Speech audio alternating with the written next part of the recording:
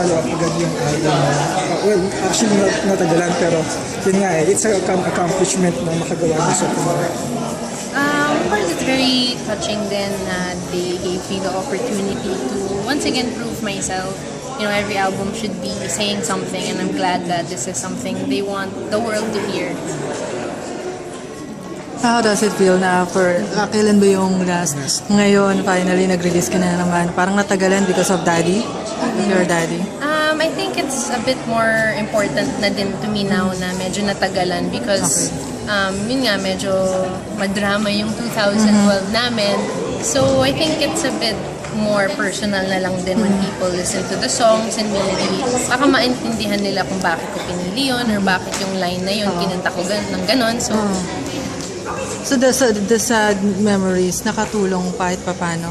Yeah, and I think it's nice lang din because I got to dedicate it to my dad and my mom who, you know, both of them, I wouldn't be anywhere din kasi without them. So it was a nice opportunity to get to dedicate the whole album to them. Sa kanila. Zia, how comfortable are you now performing on stage?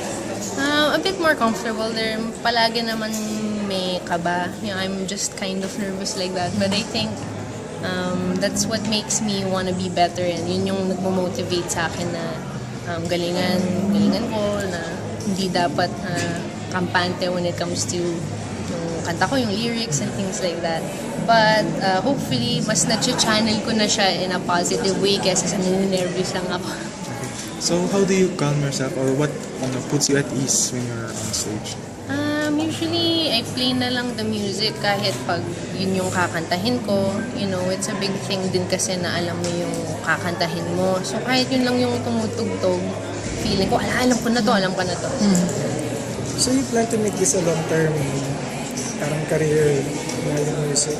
Yeah, that's why I think I was a bit more hesitant na mag-artista or magsulat ng kanta lang or anything because I really feel like maybe this is, you know, something I can do na din for the rest of my life. And ganun lang din kasi ako as a person, you know, nahirapan ako na nagtatrabaho ko, nagsuschool ako and taking care of my dad. So I decided to stop going to school na din. At least I got to focus more on just my dad and the working.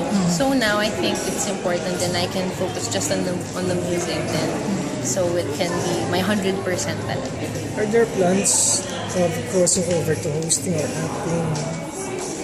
Eventually, directing? yes, I'm a very open, go with the flow naman eh. Pero yung mas, sa totoo lang, mas behind the scenes ako interesado eh. Yung susulat, yung directing, maybe producing, and, you know, getting to shape the industry itself, not just being a part.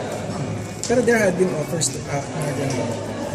Yeah, pero ayoko din masyadong bigyan ng focus because I was focusing din on music and things like that. But, you know, I don't want din kasi to start hosting eh, parang okay lang ako as a host. I really wanna start and magaling na ako, you know, so just so I don't waste anybody's time. Zia, you're a contralto, right? Yung voice mo? I'm not sure, but yeah, that's what they call it technically. Okay, so how do you work around your parang limitations as a vocalist, especially when you're choosing the songs? I think importante lang din na alam mo yung voice mo. Just get to know your voice as it is. Kasi unique lang din yun eh. Hindi naman porket gusto mo yung mag-rock ballad ka, kaya mo. I mean, you can force your voice, you can train it to the point na kaya mo.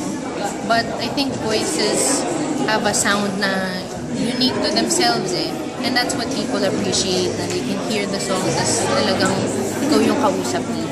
So how do you maximize? How do you make the most out of what you have? I guess talagang I involve myself na lang sa process ng anong kanta, kiko ba yun? You know, it's just a bit more work in that sense eh. Hindi naman sa hindi ko makakanta, it's just people weren't used to women not wanting to sing the high parts. You know, but I think it's a good thing din kasi at least it's parang may niche na and it's something that people are coming to terms with as a concept na hindi mataas yung boses ng lahat ng babae. So what kinds of song do you usually shy away from or I don't like ever shying away too much from the song. I think if magaling naman yung nag-arrange or anything like that, if I involve myself in the process of making the music or making the arrangement or fitting myself into it, then it's easier.